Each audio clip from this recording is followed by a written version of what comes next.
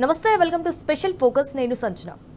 ఒక అసమర్థుడిని అందలం ఎక్కిస్తే అతను పాలకుడు కాలేడు, కానీ పాలన మాత్రం సరుకుసులా మారుతుంది. ఓ ఇంగ్లీష్ సామెతకు ఇది తెలుగు అనువాదం.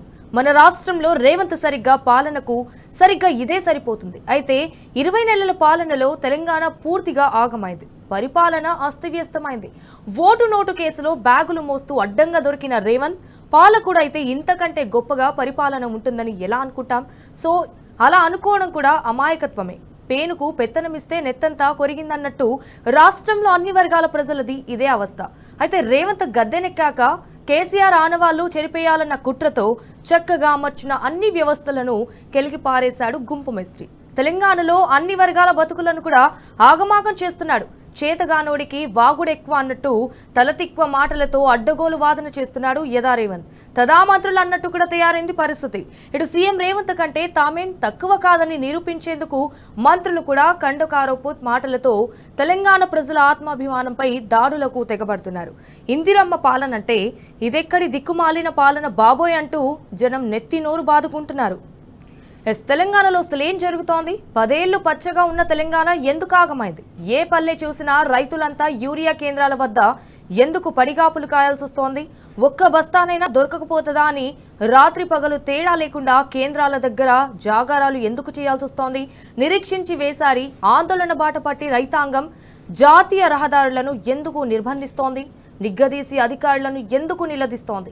అన్నదాతల అరిగోసలపై మానవత్వంతో స్పందించాల్సిన సర్కారు దౌర్జన్యానికి తెగబడుతుంటే ఏమనాలి? ప్రజాపాలన కాదు, ఫాసిస్టు ప్యాలెస్ పాలన అని చాటుకుంటున్న రేవంత్ పోలీసులు యూరియా అని అడిగిన పాపానికి చెంప చెల్లుమనిపిస్తున్నారు. దేశంలో అత్యంత అవస్థలు పడుతున్న రైతులు ఎక్కడున్నారంటే అది తెలంగాణను చూపించే దుస్థితిని తీసుకువచ్చాడు రేవంత్. నాడు సమైక్య రాష్ట్రంలో గోడుగోడున ఏడ్చిన దుర్మార్గపు రోజుల్లోకి నెట్టేశాడు. కేసీఆర్ హయాంలో రాజులా వెలిగిన రైతు రేవంత్ పాలనలో చెంపదెబ్బలు తినే స్థితికి దిగజారాడు. యూరియా ఎక్కడయ్యా అని అడిగిన పాపానికి దెబ్బలు తినాల్సిన దుస్థితికి చేరుకున్నాడు. ఏ రైతు ఏడిస్తే రాజ్యం బాగుపడదని కేసీఆర్ ఆలోచించారో అదే రైతు రేవంత్ పరిపాలనలో ఎక్కి ఎక్కి ఏడుస్తున్నాడు. అందుకు రేవంత్ సొంత జిల్లా ఉమ్మడి మహబూబ్ నగర్ జిల్లానే ఉదాహరణ. ఎరువు ఇప్పించయ్యా అని వేడుకున్న నారాయణపేట జిల్లావాసిని చెంప పగలగొట్టడమేనా సోకాళ్లు ప్రజాపాలన?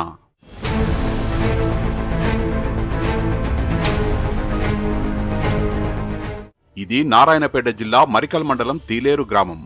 ఎరువుల కోసం వచ్చిన రైతు చెంపను అక్కడే ఉన్న ఓ ఎస్ఐ చెల్లుమనిపించారు.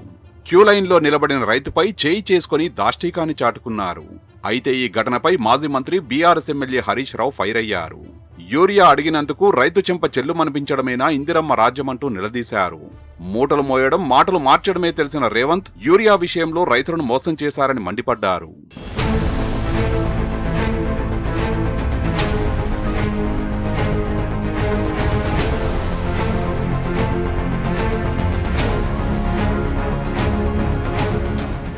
ఒకవైపు వానలు పడుతున్నాయి, అదనైన కాలం. ఈ సమయంలో రైతులంతా ఎక్కడుండాలి? ఇదేం ప్రశ్న అని అడుగుతారా? దేశంలో ఏ రైతైనా ఈ సమయంలో పంట చేన్లో నాట్లేస్తూ ఉంటారన్నదే మీ సమాధానమా? అయితే మీ ఆలోచన తప్పు. దేశం సంగతి ఏమో కానీ తెలంగాణలో రైతులు మాత్రం కాలం కలిసి వచ్చినా సేద్యం చేసుకోలేని దుస్థితిలో ఉన్నారు. రాష్ట్రంలోని రైతులంతా ఆడామొగా కలిసి ఎరువుల కోసం నడి రోడ్లపై పడిగాపులు పడుతున్నారు. ఎరువుల కోసం తన్లాడుతున్నారు. 10 రోజులుగా యూరియా కేంద్రాల వద్ద తిండి నిద్రమాని జాగారాలు చేస్తున్నారు. ఒక్క బస్తా యూరియా దొరికినా బాగుండని అవస్థలు పడుతున్నారు. తాతల వయసున్న రైతులు కూడా ఒక్క యూరియా బస్తా ఇప్పించు నాయనా అని అధికారుల కాళ్లు పట్టుకుంటున్నారు.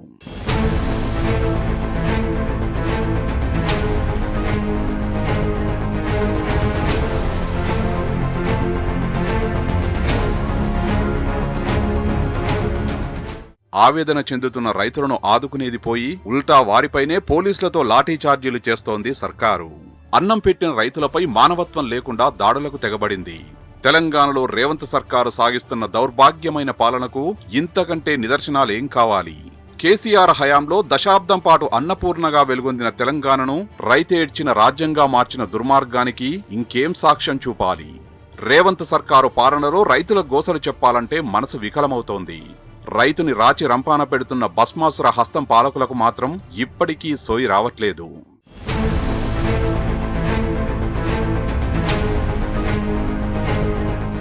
తెలంగాణలో ఆడబిడ్డలు నీళ్ల కోసం బిందెలతో రోడ్డెక్కొద్దని కేసీఆర్ మిషన్ భగీరథను సృష్టించారు. ఇంటింటికి నల్లా నీళ్లనిచ్చారు. కానీ నేడు రేవంత్ పాలనలో మహిళా రైతులు యూరియా కేంద్రాల వద్ద 10 రోజుల పాటు పడిగాపులు పడుతున్నారు. ఒక్క యూరియా బస్తా ఇవ్వండంటూ కన్నీరు మున్నీరవుతున్నారు. మహిళా రైతుల్ని కన్నీరు పెట్టించేది అసలు పాలనేనా? ఇంకా ప్రగల్భాలు పలికేందుకు రేవంత్ సర్కారుకు సిగ్గనిపిస్తలేదా?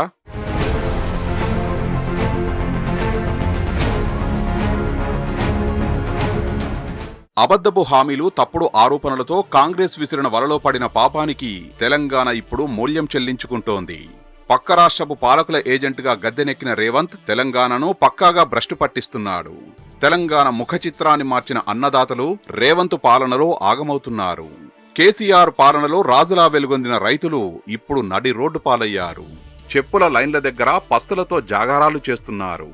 పాలనా పగ్గాలు అసమర్థులకు దక్కిన పాపానికి తెలంగాణ రైతాంగం బతుకు ఛిద్రమవుతోంది. అవసరమైన ఎరువులు ఇవ్వడం చేతగాని కాంగ్రెస్ పాలకులు ఫాసిస్టు దౌర్జన్యాలతో రక్తాలు పారిస్తున్నారు. అదేమంటే ఇందిరమ్మ రాజ్యమంటూ ఊదరగొట్టే హస్తం నేతలు తమ దగాకోరు పాలన అని మరోసారి చాటుకున్నారు. ఇదే విషయాన్ని కేసీఆర్ గతంలోనే హెచ్చరించారు కూడా. మళ్ళా కాంగ్రెస్ వస్తే అదే గతిస్తుంది. మళ్ళా చెప్పుల లైన్లు, లాఠీ చార్జీలు, 3 గంటల కరెంట్, 3 గంటల 7 గంటలు ఏది రాదు అసలు. అధ్యక్ష మళ్ళా కాంగ్రెస్ కి వస్తే అధ్యక్ష కరెంటు గోల్మాల్, రైతు బంధుకు రామ్ రామ్, దళిత బంధుకు జైబీ. తెలంగాణ రైతులు రాజపోషకులుగా ఉండడం కంటగింపుగా మారింది రేవంత్ సర్కారుకు. అందుకే కేసీఆర్ మీద పగతో మొన్నటిదాకా కాళేశ్వరం నుంచి నీళ్లివ్వకుండా సతాయించారు. పంటలను ఎండగొట్టారు. రైతు బంధు ఎగ్గొట్టి అన్నదాతలను ఆర్థికంగా వెన్నుపోటు పొడిచాడు.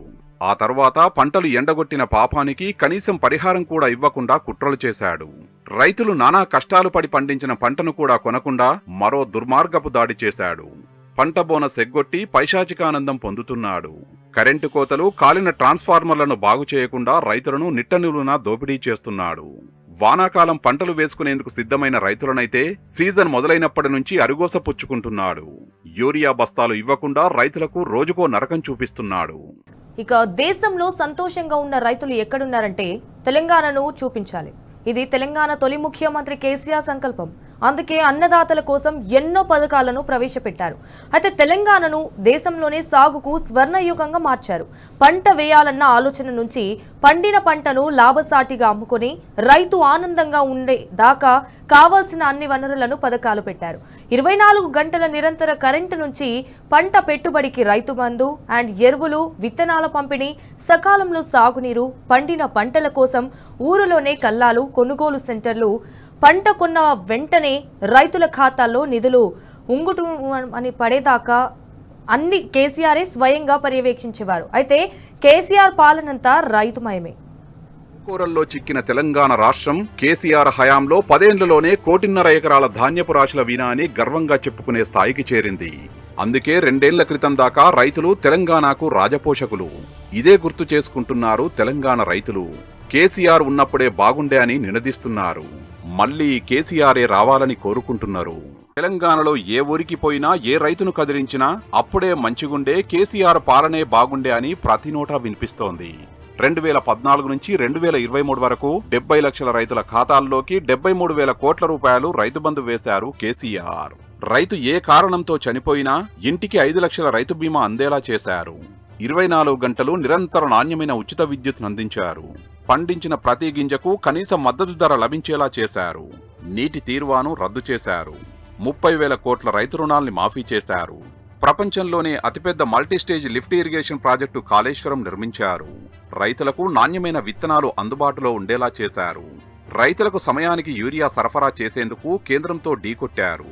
ప్రత్యేక రైళ్లు, ట్రక్కుల్లో యుద్ధ ప్రాతిపదికన ఎరువులు తెప్పించి రైతుల కాళ్ల దగ్గర పెట్టిన ఘనత కేసీఆర్ది. తెలంగాణ రైతులు ఇదే గుర్తు చేసుకుంటున్నారు ఇప్పుడు. రేవంత్ పాలనకు, కేసీఆర్ పాలనకు నక్కకు నాగలోకానికి ఉన్నంత తేడా ఉందని చెబుతున్నారు.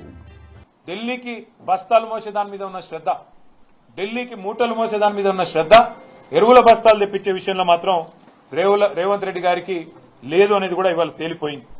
కాళేశ్వరం ప్రాజెక్టు మీద బురదజల్లంలో ఉన్న తాపత్రయం, దాని మీద బదనాం చేసే దానిలో ఉన్న తాపత్రయం, కేసులు పెట్టే దానిలో ఉన్న తాపత్రయం, సిగ్గు లేకుండా మరి తెల్లారు లేస్తే ఇష్టం వచ్చినట్టు కేసీఆర్ గారి మీద మాట్లాడే మాటల విషయంలో ఉండే ఆరాటం రైతులకు సాయం చేసే విషయంలో మాత్రం లేదు.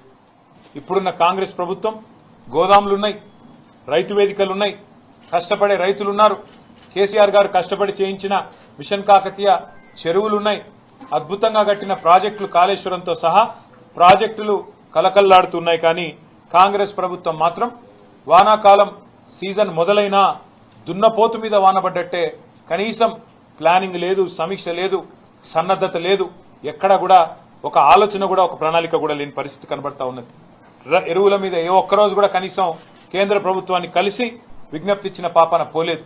ఏదో పేరుకి రాహుల్ గాంధీని కలవడానికి పోయినట్టు పోయి ఏదో కాగితం ఇచ్చేసి రావడం కాదు. సిన్సియర్ గా సీరియస్ గా ఇక్కడ ఏ పరిస్థితి ఉంది, ఎట్లా వ్యవసాయ విస్తరణ కేసీఆర్ గారి కాలంలో జరిగింది, దానికి తగ్గ విధంగా ఎంత ఎరువు కావాలి అనే ఒక ఇండెంట్ రాష్ట్ర ప్రభుత్వం నుంచి ఎన్నడూ కూడా పోలేదు. చివరికి పంట అమ్ముకోవాలి, పంట కొనాలి ప్రభుత్వం అంటే రైతులు అధికారుల కాళ్ళ మీద పడే దుస్థితి. అట్లాగే ఇవాళ ఎరువుల బస్తాల కోసం కూడా మరి ఎక్కడికక్కడ రైతులు కాళ్ళ వేళ్ల పడి అధికారులను బతిమలాడుకునే ఒక దయనీయమైన పరిస్థితి రాష్ట్రంలో కనబడతా ఉన్నది. ఏ చరిత్ర చూసినా ఏమున్నది గర్వకారణం అన్నట్టు కాంగ్రెస్ చరిత్ర ఎన్నడూ కూడా రైతుల విషయంలో సానుకూలమైన చరిత్ర కాదు, రైతులకు మేలు చేసిన చరిత్ర కాదు. కానీ కాంగ్రెస్ మంత్రి మంత్రులు ఏమంటున్నారు?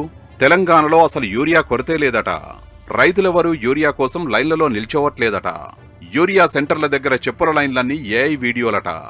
ఇవి రేవంత్ సర్కారు డైలాగులు. స్వయంగా రేవంత్ రెడ్డి, వ్యవసాయ శాఖ మంత్రి తుమ్మల, మంత్రి పొన్నం ప్రభాకర్ ఏమాత్రం సిగ్గు లేకుండా చెప్పిన మాటలివి. మీరు కూడా ఆ మాటలు ఓసారి వినండి. కానీ ఇవాళ టీవీలలో పేపర్లలో చాలా మంది క్యూలో నిలబడ్డట్టుగా ఫోటోలు వీడియోలు పెడుతున్నారు.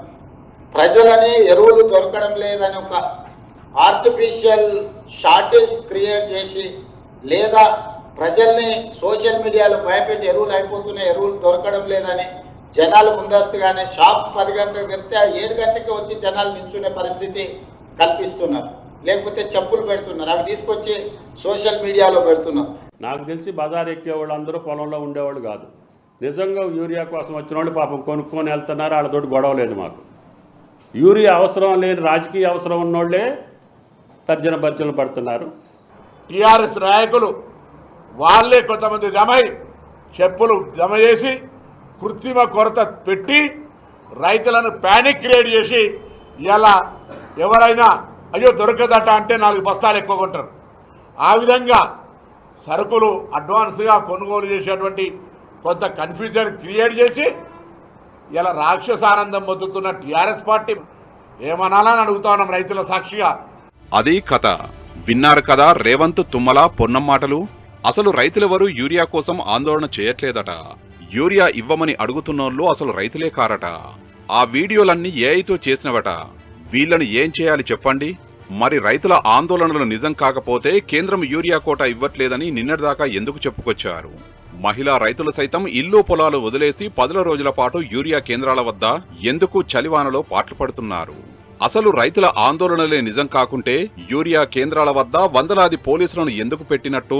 గట్టిగా నిలదీస్తున్న అన్నదాతలపై మహిళలు అని కూడా చూడకుండా ఎందుకు లాఠీ చార్జీలు చేసినట్టు? రక్తాలు వచ్చేలా ఎందుకు కొట్టినట్టు?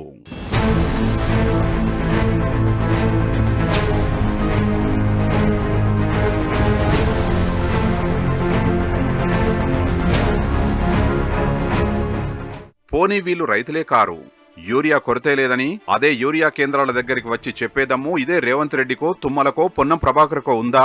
కాంగ్రెస్ పార్టీలోని ఏ నాయకుడైనా సరే రైతుల దగ్గరికి వచ్చి యూరియా కొరత లేదని చెప్పగలరా?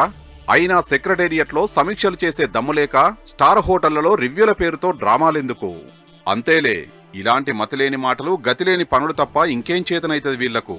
తెలంగాణ రైతాంగం కూడా ఇప్పుడు నిలదీస్తోంది. కాంగ్రెస్ మంత్రి మంత్రుల్ని నిలదీస్తోంది. రైతుల గురించి నువ్వు యూరియాను సరిగా అందించలేకపోతున్నాను. నువ్వు ఒక సీఎమా? 10 సంవత్సరాలు ఎందుకు కాలే? ఆ సమస్య ఎందుకు రాలే? చెప్పులు వేసుకొని నిలబడతా ఉన్నారు. రీసెంట్ గా నేను ఒక దాదాపు ఆ దుస్థితి వచ్చింది కదా. ఏడ ప్రాబ్లం అవుతుంది? ఇక్కడ ఉన్న యూరియా నువ్వు కర్ణాటక, మహారాష్ట్ర పంపిస్తా ఉన్నావు. అదే నీ పరిపాలన. ఒక బత్త కూడా దొరకలేదు. పొలం కాని పోతే బత్త బుద్ధి అయితే లేదు. మందు తాగి బుద్ధి అయితే ఆ పొలం మంచిగా లేదు. బత్తాల కాడిపోతే రానిస్తలేదు, ఇంతలేదు. మాకు టోకెన్ రాసి మమ్మల్ని మేడం ఏం చేయాలో చెప్పండి అట్నే చేస్తుంది 10 రోజులు అయితే. తెలంగాణలో ఇప్పుడున్న యూరియా కొరత ఖచ్చితంగా రేవంత్ సర్కారు సృష్టించిన కృత్రిమ కొరతేనంటున్నారు రైతులు. అనుముల ఫ్యామిలీ కాలా మార్కెట్ దందా వల్లే రాష్ట్రంలో రైతులకు ఈ అవస్థలని బీఆర్ఎస్ మండిపడుతోంది. కేంద్రం వెంటనే కలుగజేసుకుని యూరియా లెక్కలు తేల్చాలని డిమాండ్ చేస్తోంది. తెలంగాణలో కాంగ్రెస్ బీజేపీ కుమ్మక్కు రాజకీయాలు లేకపోతే కేంద్రం ఎందుకు చోద్యం చూస్తున్నదని నిలదీస్తోంది. ఢిల్లీకి బస్తాలు మోసే దాని మీద ఉన్న శ్రద్ధ, ఢిల్లీకి మూటలు మోసే దాని మీద ఉన్న శ్రద్ధ, ఎరువుల బస్తాలు తెప్పించే విషయంలో మాత్రం రేవంత్ రెడ్డి గారికి లేదు అనేది కూడా ఇవాళ తేలిపోయింది. ఇది దానంతరం అది వస్తున్న కొరత కాదు, నకిలీవి కావు. ఇవి కేవలం కొద్దిమంది మంత్రులు దళారుల కుమ్మక్కై వాళ్ళ దగ్గర డబ్బులు తీసుకొని రైతాంగాన్ని కషాయాలకు అప్పచెప్పినట్టు అప్పచెప్తున్నారు. చివరికి పంట అమ్ముకోవాలి, పంట కొనాలి ప్రభుత్వం అంటే రైతులు అధికారుల కాళ్ళ మీద పడే దుస్థితి. అట్లాగే ఇవాళ ఎరువుల బస్తాల కోసం కూడా మరి ఎక్కడికక్కడ రైతులు కాళ్ళ వేళ్ల పడి అధికారులను బతిమలాడుకునే ఒక దయనీయమైన పరిస్థితి రాష్ట్రంలో కనబడతా ఉన్నది. అధికారుల కాళ్ళు పట్టుకునే దౌర్భాగ్యమైన పరిస్థితి ఇవాళ రాష్ట్రంలో కనబడతా ఉంది. ఏ చరిత్ర చూసినా ఏమున్నది గర్వకారణం అన్నట్టు కాంగ్రెస్ చరిత్ర ఎన్నడూ కూడా రైతుల విషయంలో సానుకూలమైన చరిత్ర కాదు, రైతులకు మేలు చేసిన చరిత్ర కాదు. ఇక్కడ ఇంకో గమ్మత్తు, మా తప్పేం లేదు, మేం సరిపడినంత యూరియా ఇచ్చామని కేంద్ర సర్కారు చెప్పుకొస్తోంది. ఆ మాటకొస్తే నిరుడు ఇచ్చిన యూరియా కోటాలో 2 లక్షల టన్నుల దాకా యూరియా మిగిలింది. ముందు అవేం చేశారో చెప్పాలని లెక్కలడుగుతోంది. కేంద్రం ప్రశ్నలకు జవాబు చెప్పేందుకు ఒక్క కాంగ్రెస్ నాయకుడు కూడా ముందుకు రాలేదు. మరి కేంద్రం యూరియా సరిపడినంత పంపిందే నిజమైతే ఆ స్టాక్ అంతా ఏమైంది? నిరుడు మిగిలిన 2 లక్షల టన్నుల యూరియా ఎటుపోయింది? ఇది పోను ఈసారి వరి పంట విస్తీర్ణం 20 లక్షల ఎకరాల దాకా తగ్గిందని లెక్కలు చెబుతున్నాయి. అలా చూసుకున్నా యూరియా అవసరానికి మించి ఉన్నట్టే కదా. మరి రైతులకు యూరియా ఎందుకు దొరకట్లేదు? రైతులు ఆరోపిస్తున్నట్టు యూరియాను కాంగ్రెస్ నాయకులే బ్లాక్ మార్కెట్ కు తరలిస్తున్నారా? తమ బినామీలతో యూరియా బస్తాలను బ్లాకులో అమ్ముకుంటున్నారా? ఈ ప్రశ్నలకు సమాధానం చెప్పే దమ్ము ఏ కాంగ్రెస్ నేతకు ఉంది? పాలిచ్చే బర్రెను కాదని దున్నపోతును తెచ్చుకుంటే అది ఈడ్చి తన్నిందట. ఇదే సామెతను ఎంతో బాధతో చెప్తున్నారు తెలంగాణలోని రైతులు. 10 ఏళ్ల కేసీఆర్ హయాంలో ఎరువుల బస్తాలు ఇంటికే వచ్చాయి. ఏనాడు చెప్పుల లైన్లు లేవు. అయితే యూరియా కేంద్రాల దగ్గర పడిగాపులు లేవు, జాగారాలు అంతకన్నా లేవు. వాన పడకముందే అదునుగా యూరియా అందుబాటులో ఉండేది. రైతులతో పాటు గులాబీ నేతలు కూడా నాట్ల సంబరాల్లో పాల్గొనేవారు.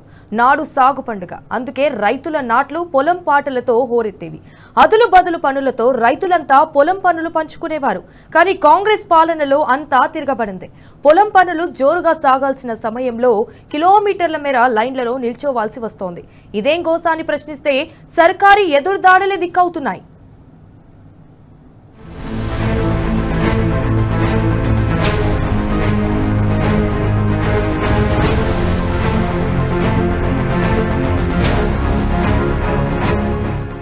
ఏందీ గోసా, ఏందీ నరకం? ఇందుకేనా కాంగ్రెస్ పార్టీకి ఓటేసింది? ఇందుకేనా రేవంత్ రెడ్డిని సీఎం కుర్చీలో కూర్చోబెట్టింది? నమ్మి గెలిపించిన పాపానికి రైతుల్ని ఇంత గోసపుచ్చుకుంటారా? యూరియా లేకపోతే రైతులు పంట ఎలా పండించాలి? వాళ్ళు పండించకపోతే మన కంచాల్లోకి తిండెలా వస్తుంది? అన్నం పెట్టే అన్నదాతల జీవితాలతో ఆడుకోవచ్చా? వారితో ఇంత ఘోరంగా కన్నీరు పెట్టించొచ్చా? రోజులు నెలలు గడిచిపోతున్నా బస్తా యూరియా కోసం రైతన్న బండెడు బాధలు భరించాల్సిందేనా? పొద్దంతా ఆ క్యూ లైన్లలో మలమలా మాడిపోవాల్సిందేనా? రాష్ట్రమంతటా రైతులు పంపిణీ కేంద్రాల దగ్గర బారులు తీరారు. వర్షంలోనూ లైన్లు కట్టారు. అయినా ఈ పాలకులు కనికరిస్తేగా యూరియా బస్తాలు ఇవ్వకపోగా పోలీసులను పెట్టి బయటకు నెట్టారు. ఎంత దుర్మార్గం! బతుకులే మొయండి పాయముండి మాను బతుకులాయే, రాజిగొయ్యి రాజ్యమేలే తోడుగూల, బతుకులే మొయండి పాయముండి మాను బతుకులాయే.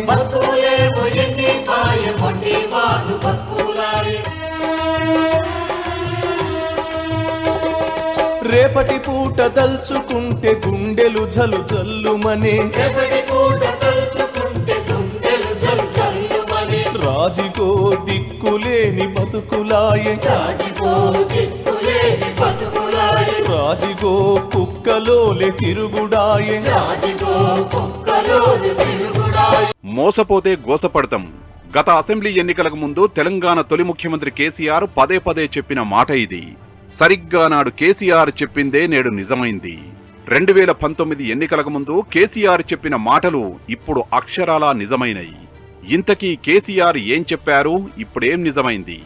ఓసారి చూద్దాం.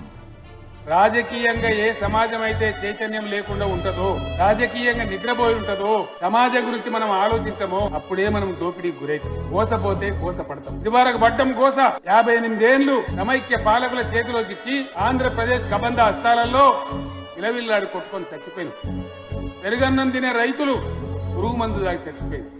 వందల వేల మంది రైతులు ఆత్మహత్యలు చేసుకున్నారు. అనేకమైన బాధలు అనుభవించినాం.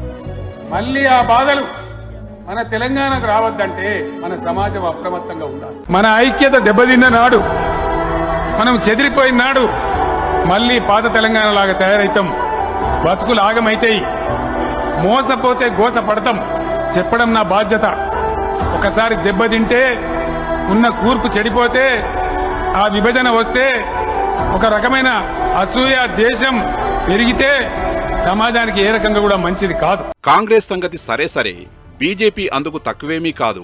కేంద్రంలో కమలం పెద్దల కథ కాదు గాని కనీసం రాష్ట్రంలోనైనా బీజేపీ నేతలు ప్రజల తరపున నిలబడడం లేదు, ప్రశ్నించడం లేదు సరికదా. అసమర్థ విధానాలతో రేవంత్ సాగిస్తున్న పరిపాలనకు బీజేపీ నేతలే బౌన్సర్లుగా మారుతున్నారు. ప్రజల తరపున రేవంత్ దురాగతాల్ని ప్రశ్నించడం వదిలేసి వత్తాసు పలుకుతున్నారు. 6 గ్యారంటీలు అటకెక్కినా అడ్డగోలు కమిషన్ల వసూళ్లు సాగుతున్నా నోరెత్తినవాడు లేడు. అర్ధరాత్రి అరెస్టులు, అక్రమ నిర్బంధాలతో వేధిస్తున్నా పెదవులు విప్పరు. రైతులకు సాగునీరు ఇవ్వకపోయినా సప్పుడు చేయరు. యూరియా కోసం రైతాంగం ఆగమాగం అవుతున్నా అధికార పార్టీతో అంటగాగుతూ రాష్ట్ర ప్రయోజనాలను దెబ్బతీస్తున్నారు. రాష్ట్రాన్ని, రైతుల్ని కాపాడుకోవాలన్న తపన లేదు. అందుకే తెలంగాణ రైతాంగమంతా ఒక్కటై నినదిస్తోంది. తెలంగాణ రాష్ట్రాన్ని కాంగ్రెస్ బీజేపీలు పట్టి పీడిస్తున్నాయని ధ్వజమెత్తుతోంది.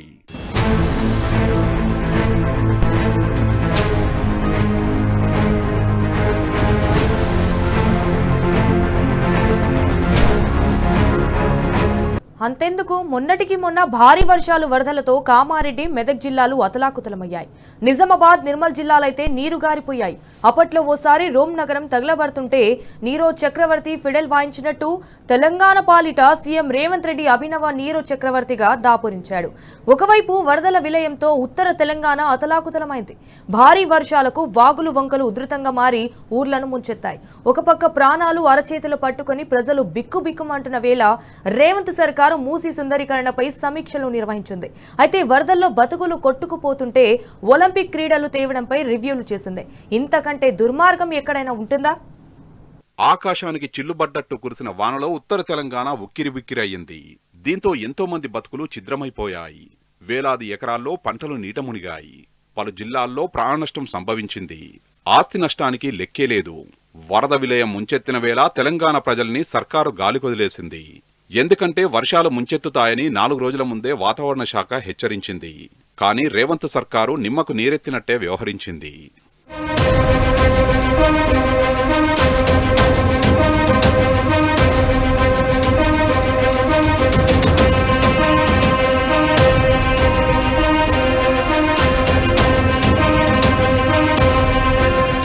ముందస్తు సన్నద్ధత లేకుండా రేవంత్ సహా మంత్రులంతా బీహార్ ఎన్నికలపై దృష్టి పెట్టారు. సగం కేబినెట్ అంతా బీహార్కి చెక్కేసింది. రాష్ట్రానికి చెందిన హెలికాప్టర్ సైతం బీహార్ ఎలక్షన్ కోసం కాంగ్రెస్ పార్టీకి పనిచేస్తోంది. ఇలాంటి వేళ భారీ వర్షాలు ముంచెత్తితే అత్యవసర సేవల కోసం హెలికాప్టర్లు సమయానికి అందుబాటులో లేకుండా పోయాయి. ఇటీవలే మంత్రి కోమటిరెడ్డి వెంకటరెడ్డి నల్గొండ జిల్లాలో రిబ్బన్ కటింగ్ కార్యక్రమం కోసం హెలికాప్టర్లో వెళ్లారు.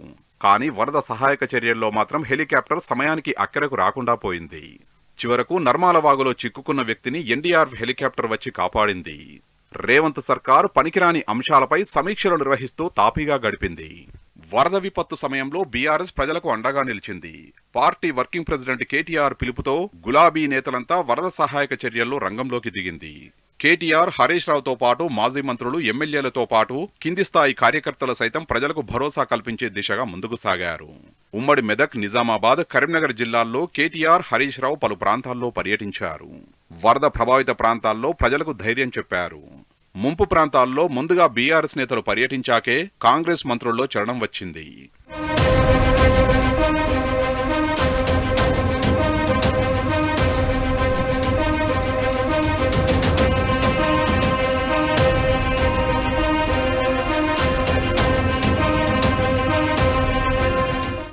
రాష్ట్రంలో అతి భారీ వర్షాలు పడతాయని వాతావరణ శాఖ ముందస్తు హెచ్చరికలు జారీ చేసింది.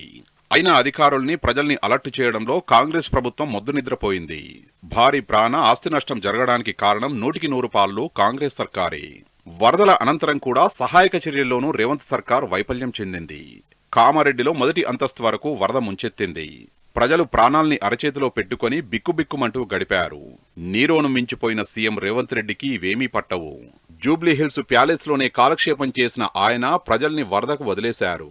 చస్తే చావండి అన్నట్టుగా వ్యవహరించారు. 2 కిలోమీటర్ల దూరానికి కూడా హెలికాప్టర్లు వాడే ప్రజాప్రభుత్వంలోని మంత్రులకు వరదల్లో చిక్కుకున్న వారిని రక్షించేందుకు మాత్రం హెలికాప్టర్లు దొరకలేదు.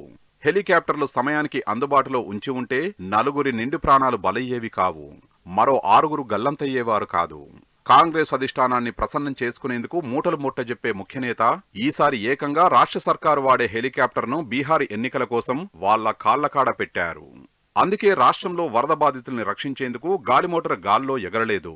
రాష్ట్రం వరదల్లో మునుగుతుంటే ముఖ్యమంత్రికి మాత్రం కమిషన్ల మూసీ సుందరీకరణపై మనసు మళ్లింది. Sports policy ముద్దయ్యింది. నెల రోజుల క్రితం కూడా హైదరాబాద్ను వరద ముంచెత్తుతుంటే ప్రక్షాళన పేరిట మూసీలోనే ఆయన మునిగి తేలారు.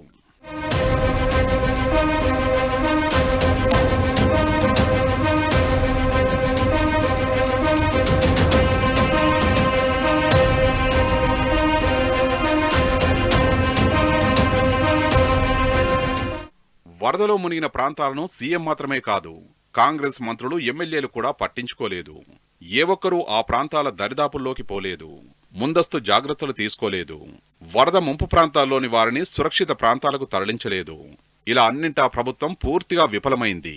కానీ ప్రతిపక్షంలో ఉన్నప్పటికీ కేటీఆర్ మాత్రం తన బాధ్యతను మరచిపోలేదు.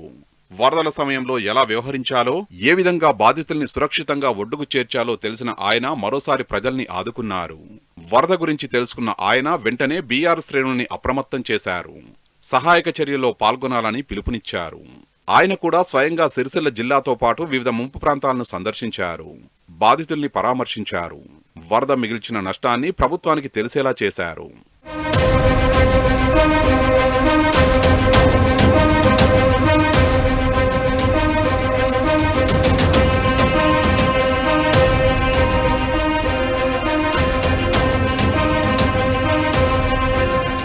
చేతులు కాలాక ఆకులు పట్టుకున్నట్టు ముఖ్యమంత్రి రేవంత్ రెడ్డి వ్యవహరిస్తున్నారు. బురదలో దిగకుండానే గాలి మోటార్లో వరద ప్రభావిత ప్రాంతాల్ని చూసొచ్చారు. వరదలోనూ తనకు బురద రాజకీయాలే ఇష్టమని మరోసారి నిరూపించుకున్నారు. రాష్ట్ర వ్యాప్తంగా అనేక ప్రాంతాలు జలమయమయ్యాయి. లక్షల ఎకరాల్లో పంట నీట మునిగింది. రోడ్లు తెగిపోయాయి. వంతెనలు కొట్టుకుపోయాయి. ఇండ్లు నీట మునిగి చాలా మంది నిరాశ్రయులయ్యారు. కానీ ఇవేవీ ఆయన కంటికి కనిపించలేదు. బాధితుల గోడు వినిపించలేదు. పీకల్లోతు వరద నీటిలో ప్రజలు మునిగి ఉంటే ఆయన మాత్రం పీకల వరకు కాళేశ్వరంపై ఉన్న ఆక్రోశాన్ని మరోసారి వెళ్లగక్కారు. వరద ప్రభావిత ప్రాంతాల్ని సందర్శించకుండా ఎల్లంపల్లికి వెళ్లే గోదావరి జలాలకు పూజలు చేసి మంగళహారతులు పట్టారు. ఇక్కడ కూడా కాళేశ్వరంపై పాతపాటే పాడడం ఆయన కపట బుద్ధికి నిదర్శనం.